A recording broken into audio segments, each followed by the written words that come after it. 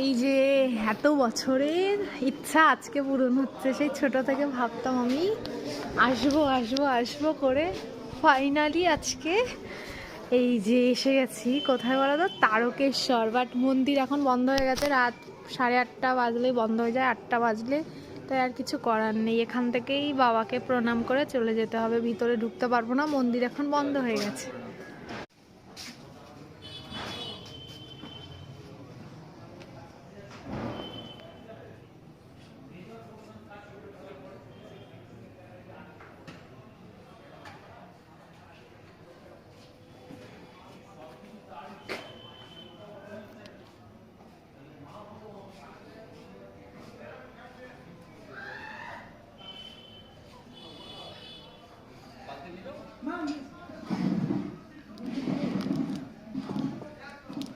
আসো।